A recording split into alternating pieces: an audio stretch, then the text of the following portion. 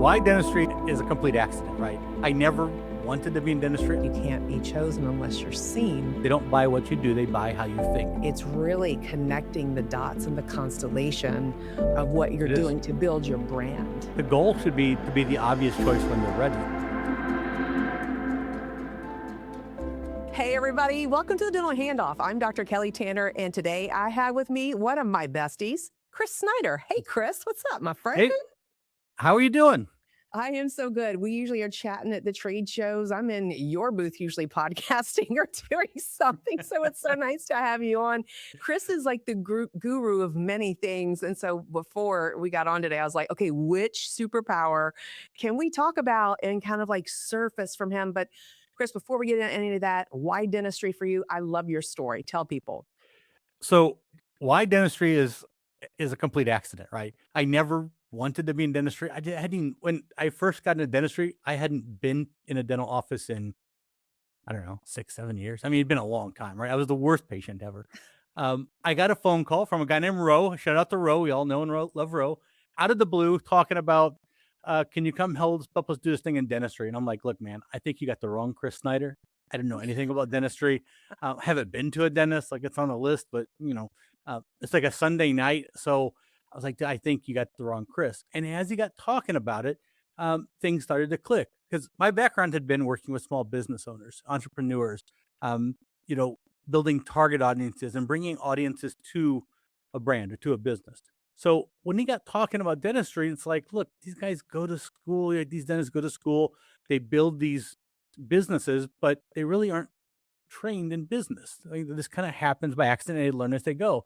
And the more I understood that challenge that they're facing, the more I thought this is kind of interesting, because if you open a clothing store on Main Street, people don't just come, right? It just sits silent all day.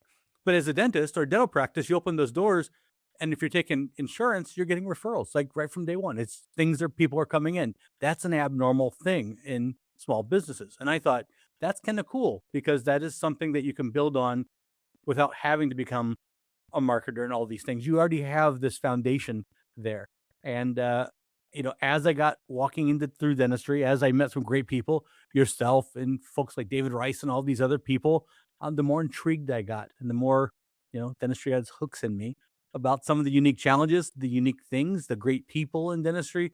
There's an endless amount of problems to solve. So very intriguing, very much kind of piqued my curiosity. And here we are years later. I'm still stumbling and bumbling around dentistry. Oh, you're doing more than that. You're doing more than that. Tell people what you did before. Like you open. I mean, I don't want to tell your story, but like what you owned, what you did. This is so cool. So it's kind of a combination of things. This all started really with Walgreens. I was a regional manager at Walgreens, and so we had all these different stores. And back then, there was still a Mr. Walgreens involved. And the idea was, we want these to be neighborhood stores. We want to understand the community around that Walgreens store and make sure that Walgreens fits that community. And so a lot of the work I did there was figuring out, who is this demographic? How do we connect with them? What's important to them? What resonates? And reshape those Walgreens stores around that demographic. So it was their store, not just a Walgreens store. After that journey, I've started opening businesses and running businesses. I'm at 13 now, something like that. Been very fortunate, exited most of them. And so that's been a great experience, a lot to learn, both good and bad, but a lot to learn in there. And I took some time off, ran off to Cambodia, thought I was going to change my life and retire. Quickly realized, well, that's not going to happen. I got bored 6 weeks in, and it's like, well, hey, that guy needs some help with a business. Let's get right back into this thing. And you get right back into figure out, you're the same person, right? You may change the environment, you may change some things, but at your core, these are the things you're passionate about, and that really doesn't change. Coming back, I got right back into helping small businesses and entrepreneurship, and that's where Ro found me. At the time, I was doing a consultancy with Shopify, helping them open some physical locations in New York and LA, working with their small business owners, entrepreneurs. And then, here I am, dentistry, teeth, mouth, oral cavities, all that fun stuff. Yeah. What are some things that, because you talked about how unique dentistry is and they can just open up shop and people just kind of can find them and know what they are Mhm. because of the referrals from some of the insurances and say Dr. So and so is in your network. What are some things that you have noticed within dental practices that are kind of like a something that you would say, here's something that you should know about yourself Hmm.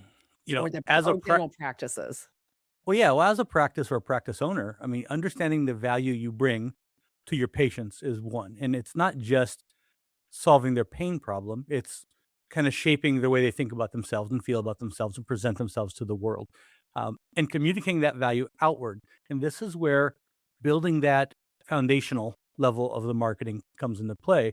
It's not just about pushing out ads saying, "Hey, we do implants," hoping someone thinks about getting an implant. It's really positioning yourself as the expert, the resource, the person, the relationship in their life that can help them move forward, help them have better health, help them look better, feel better, smile better, all those kinds of things. We tend to, we tend to kind of tunnel vision in and we get focused on, I need more big cases. I need more new patients. I need, more PPO referrals or higher reimbursement rate procedures, whatever it is. And we kind of forget about that relational aspect of the practice within the community. And so I think if we focused more on that, we're going to build longer lasting relationships with patients and the dentistry comes, right? There's, that saying that dentistry begets dentistry. And so those kind of things will come once you're in that chair, once you're building the relationships, you're going to be their person. It'll come.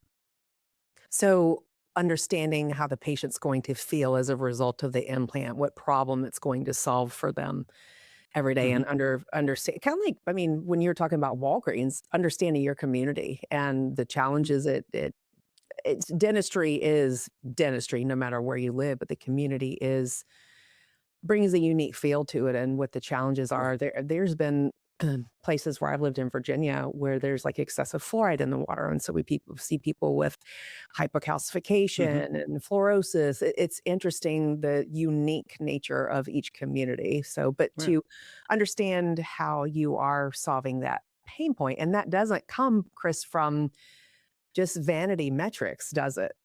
No, On no. Facebook And or Instagram. no, not at all. And I'm in Eastern Tennessee, right? So you see a lot of folks who are missing teeth. And the answer isn't, well, I got to do ads for implants. You have to understand that this is a community that can't necessarily afford implants, may not have insurance to cover implants. So that may not be a reasonable option for them. So understanding the nature of their lives and the people in their community and coming up with ways to either present solutions or create new solutions for them that they weren't aware of. That's what it really means to be serving your community, be that servant leader within our communities. Mm, love that. With small businesses as well, is it? Because 'cause I've seen oh my gosh, for being in dentistry for 30 years, it's the postcards that go out. We've evolved from sending out the postcards. I still love the reminder postcard of, like, "It's time to schedule, your Right. visit with your hygienist." Still love a good postcard, right? But we've gone from that into, AI assistance and, how people are Mhm. marketing, the five-star reviews. Tell us what you think is other than creating the value, which is huge, right? Having people understand your value. What's so important about a brand of a dental practice? The brand is the foundation. So, the days of going out there and selling a product, pitching a product on social media, through your marketing, through your Google ads, whatever, those aren't really as effective as they used to be. And I think everyone can relate that ads and marketing is harder and less effective than it used to be. We've moved into this world where we're really selling, a brand and experience. We're selling a relationship and we're really vying for attention. Attention's arguably more valuable than money in the beginning stages. And we're really fighting for interest, engagement, and it's not just your competitors. It's consultants and vendors and manufacturers, influencers, and everybody else out there. It's noisier than ever, so we're fighting for that space. And that old mindset was, let's sell the product, push the offer, drive the transaction, get them in the chair, get the sale done, and move on. But the new reality is that we want to earn the attention first. We build interest, we build trust, we create value before ever asking for anything. Marketing today is less about the sale and more about earning the right to make the ask. if that makes sense. Yeah. And we have to do that through, the marketing channels because we're reaching out to our community, right? So understanding our community and then building that trust, earning that right before we say, hey, let me show you this offer. Let me pitch you a sale, have you click follow, take some form of action. We have to build that relationship first. What are some things as you're talking, Chris? I'm just thinking, how does one thing translate to another? So, like when you got into dentistry, you worked with Shopify. What are some things that's like a direct translation that Shopify did and dentistry can do or does or can Yeah, learn so, from? so Shopify was all about empowering small business owners, right? We gave them the platform. It's no different than your PMS or dental intelligence or whatever you might be using. The difference was these folks got into a small business environment to run the business, to do business, right? They're not really a healthcare element. They didn't go to school to be something different and then suddenly pivot. And now they realize that's only part of the equation. And there's a difference, I think, between running a dental practice and a business that sells healthcare, right? Or sells Mhm. dental health. I think that there's a subtle difference in there. And depending on where you're at in that journey, the type of practice you run, that decision or that kind of perspective helps shape what you're doing. The, One of the core problems in dentistry right now is that there are more voices than ever. There's more noise than ever. Everyone's trying to sell something.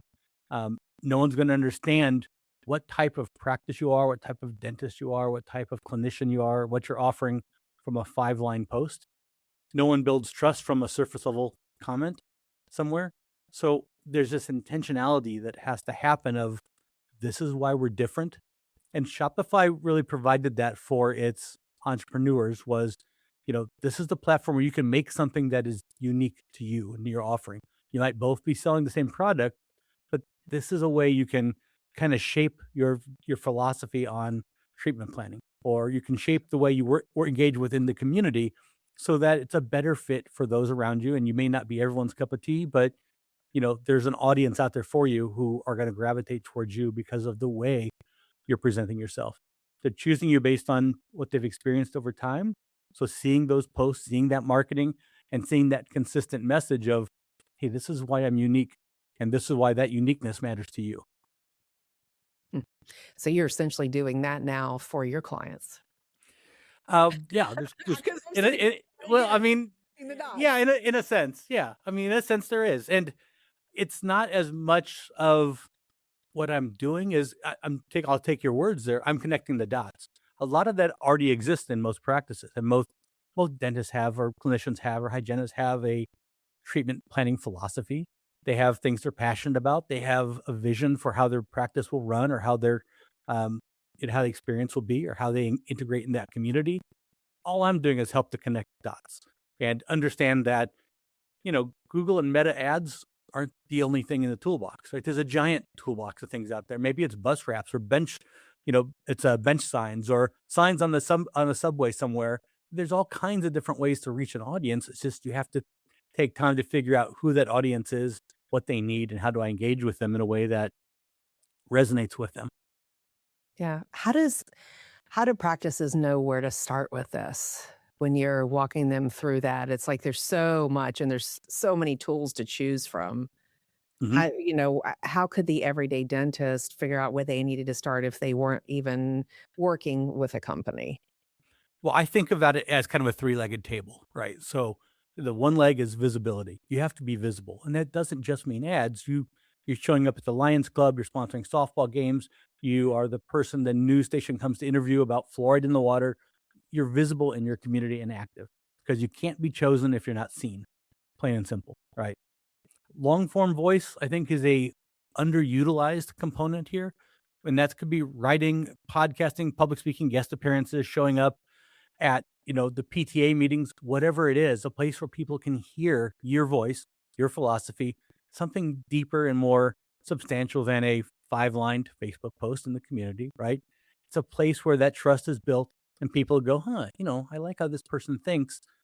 This feels like the right fit because they don't buy what you do, they buy how you think. And that's whether it's shirts or dentistry or anything else, you have to kind of get in their head. That third one is networking. And whether this is, you and I going to a trade show, whether this is a hygienist in a small community, whatever that is, intentional relationship building, not passive attendance, um, going to local events, engaging in your local community, and coming in there with real, firm intentionality. I'm going to leave with 5 real relationships. I'm going to have 10 meaningful conversations. I want to understand parents who are in this specific community and what their concerns are for their child. Like these are things that create opportunities. They still happen. Relationships compound over time, and they still drive the core of any business. I mean, there's always a person behind a transaction, right? It doesn't really matter what the industry is. The best opportunities don't happen immediately. They're built through these relationships over time. And that also leads us back into value creation, right? So if the local practice started with those 3 things, what's going to happen then? People start to sense you're not focused on sales. You're not just focused on getting them in the chair and upselling something to them. They're there because you're educating them and you're sharing perspective and you're helping them think differently about their oral health and maybe their smile and maybe their lives. And you're showing up without asking for anything, which starts to feel pretty good to people. That resonates with them. And if you focus on creating value, the transactions take care of themselves. So when you show up in these communities, you're networking, you are out there visible, you're communicating in long form about what you're about. Um, Down the road, all these things start to happen over time, and they build a foundation for all your marketing you're doing as well. Shortens that ad cycle. Yeah, one of the things that I've done before with offices I've worked at is to, during February, which is um, Children's Dental Health Month, is to go to the elementary schools to provide toothbrushes, little goodie bags, and to talk Mhm. about the teeth, big mouth, and to lean into that. And yeah, you are marketing yourself, but you're providing something of value, of meaning that Right. child comes home with the toothbrush with your name imprinted on it, and like they're like, oh yeah, we just moved here, I need to find another dentist or whatever that is, you're more top of mind. I love how you said you can't be chosen unless you're seen. Right. And I think one of the things that a lot, especially in today's world, I think that one of the hardest things for folks to recognize is that being in business for yourself, no matter what kind of business it is, it's built on relationships. Mhm. The overnight success seems like, I mean, it's partnerships and things that have been working for 20 years that all of a sudden start hitting differently, right? And there people are like, "Well, why isn't it working? Why isn't it working?" I'm like, you just started 3 weeks Right. ago." Because Well, we because they have this mindset that they got to sell, sell, sell, but the goal isn't to convince someone to convert or buy something or jump on your services. The goal should be to be the obvious choice when they're ready and to maintain that relationship until they're ready. And that's where your organic, your newsletters and your email marketing and your SMSs from the practice all come in. It's to keep top of mind.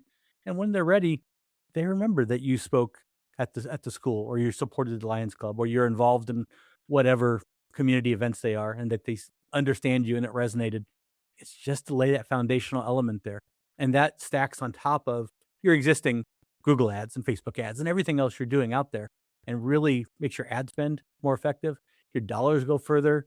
That conversion funnel shrinks. Like everything kind of clicks together over time. right.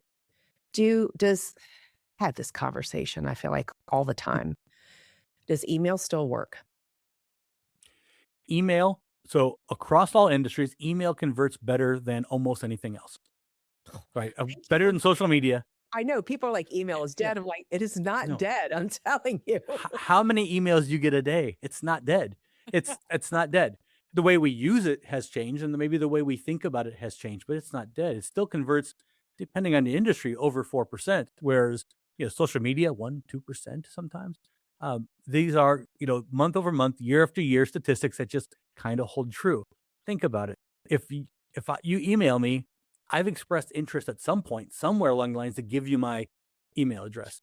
You I'm hope not so. top of funnel anymore, right? Well, yeah, you hope so. Don't buy email list people. Don't do it. Don't buy email Don't list. don't don't go scraping. But I've given you interest at some point in time, so I'm not just stumbling across a random Facebook post somewhere and trying to figure out what are you all about. I'm already midway through, so all you're doing is reinforcing a relationship that's already there, and maybe now shifting it to a value that you offer. Right. It's and making it a value to the reader, not only saying, "Hey, there's a $75 sale, there's a $75 sale." Well, It's that can be valuable depending on the relationship and what the message is, right? I guess I that's mean, true. if you're only sending out newsletters, at some point it's like, great, okay, what do I do with that information? But if there is I think about guys like, you know, Dr. Brian out in San Francisco, right? He's got a gazillion social media followers. If he gets light on the schedule through a tough time of year, he can just drop a quick email out there or social post out there saying, "Hey, 25% off a Zoom whitening and fill a schedule." I mean, it becomes a thing that, yeah, it offers value to the reader, right? But it also gives you the ability to communicate with them in a way that can be beneficial to the practice. You can introduce new staff. Hey, if you are a practice owner, you're bringing in an associate and you want everyone to know that associate, so there's no surprises when they see a new doctor next time. It's a great way to do things like that, and it's valuable, but it's at the same time someone who's already expressed that interest in you or what you do. Yeah. There was also the argument. I know I'm all over the place right now, but I'm like, Now you're good. I have you, and I want to ask you these questions because it just you remember. I know you remember this, where there's a conversation of websites don't really matter anymore. You remember that whole conversation? Oh yeah. And Oh I'm yeah. like, how do they not matter anymore? That is like the landing page of everyone. And then of course the algorithms change and long-tailed, short-tailed keywords, all this stuff. And if you know what I'm talking about, you Mhm. know how much all of this has changed. It can be so frustrating. But what say you about websites? Are they still valid?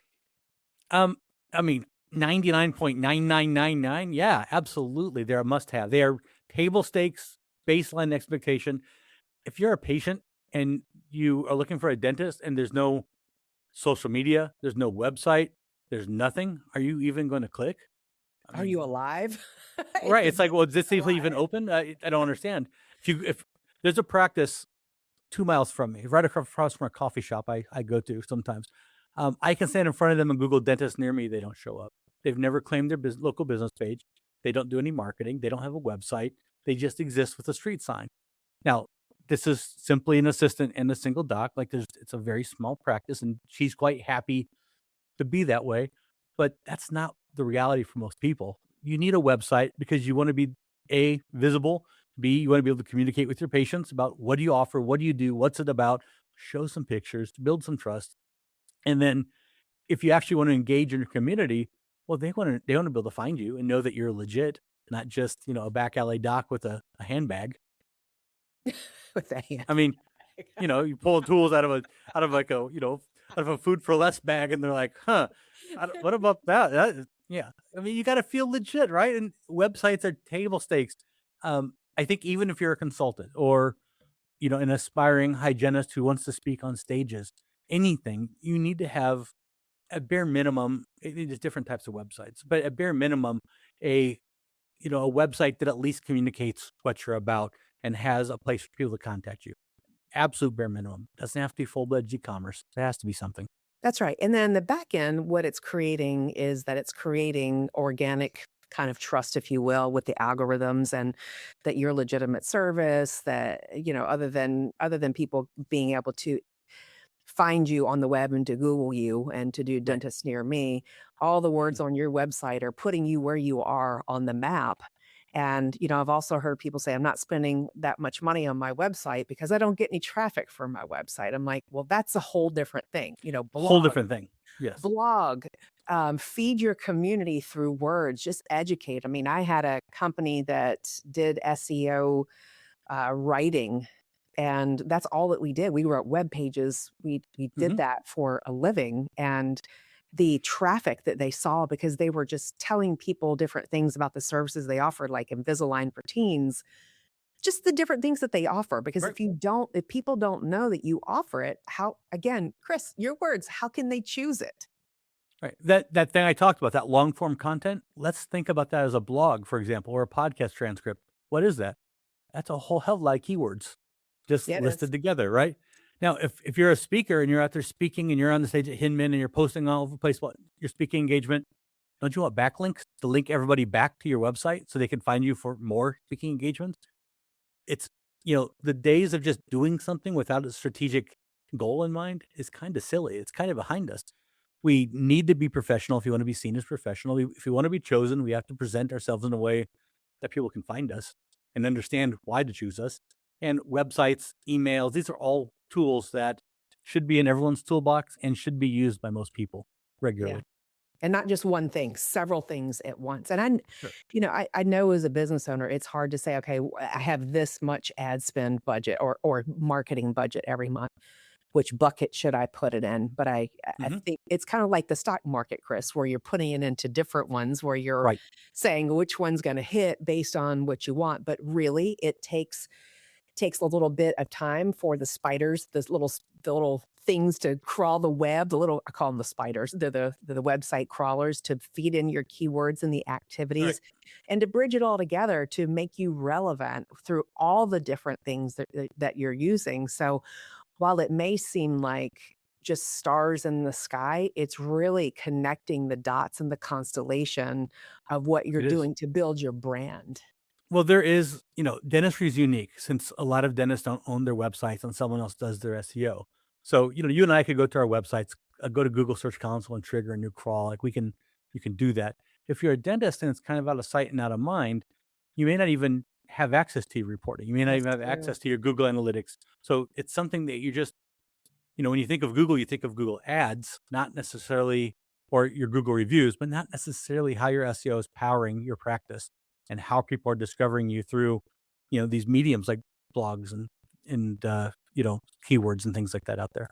Yeah, so maybe it's an action item for you. If you're listening to this, you have your own business that someone else other than you owns your site. Have them have the bots, the spiders crawl your I just call them spiders. Have them crawl your site. Like, did you release the spiders? I'm going to release the spiders, and have them crawl your site for that because it then says, okay, how are we doing? Because it only does that every Right. so often. I don't remember how often that is, Chris. Do you As know? often as Google wants to do it. So there's really no metric that Google publishes because their algorithm is top secret. But Google Search Console will allow you to see what pages have been crawled, when the last time it was crawled, and potentially trigger a new one. So my advice is, and it's free, and you can do it as often as you want. So if you are putting out new blogs, if you're changing and updating your website, adding new pictures, make sure you do the alt text, adding new pictures in there, then you can simply, go in there and trigger a new crawl or ask your marketing company, can we trigger a new crawl? And in theory, Google will see that in real time. So it's not just referencing 6-month old things. That's right. Alt text is huge.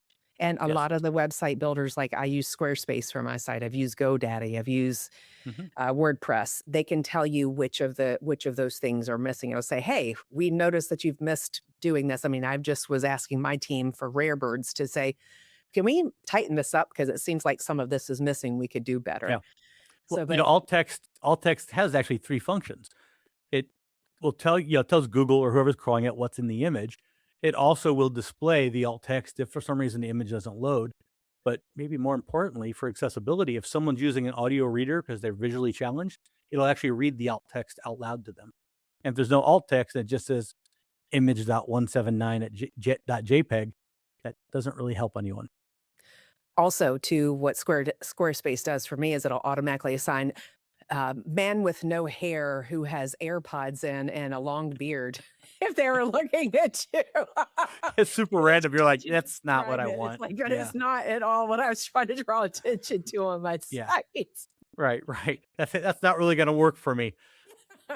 People are clicking it going, I don't know what Kelly's doing. What's happening on this thing? What kind of website is this thing? The trust is out the window. It's all gone now.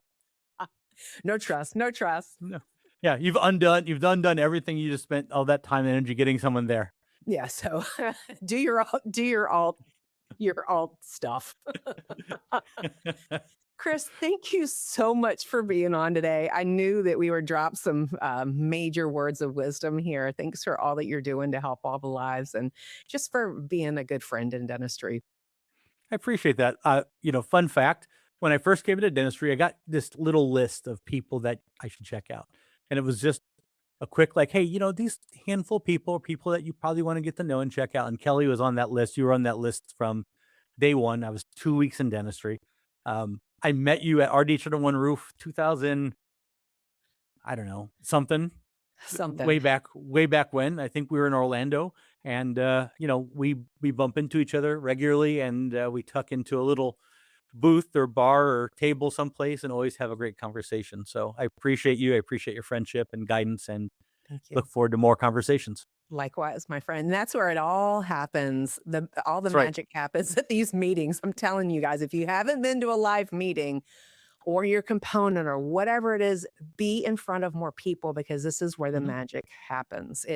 Yes, we can get on a Zoom call, but there is nothing like being in person where you can feel someone else's energy, right? And I'll just throw this out there because Kel, you and I have talked about this. If you haven't been to a lot of trade shows or it's a little overwhelming, reach out to someone. Reach out to someone, one of us, somebody who's been to these. Um, there is a lot of great things that happen at a show, and you'll miss 80% of it if you don't know of it or just are kind of wandering aimlessly through the floor, getting overwhelmed by all the AI and glitter and bells and whistles and things. So reach out to someone who's been there and tag team that thing. Make the most of it. That's right. Find a friend, link arms. Find a friend. That's right.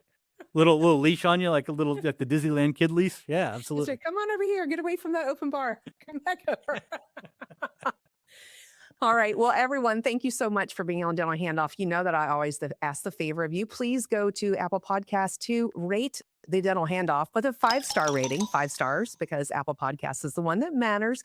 And if you're watching this on YouTube, please be kind and do subscribe and press the little like button so the algorithm knows that you love us, and drop a comment in for Chris to say, hey, Chris, love what you had to share. Maybe even say alt image or something really cool so we're recommended to your friends. We will see you again next week. And thank you for all that you do to touch the lives of others. Thank you, Chris. Be well, my friends. Thank you very much. Appreciate it.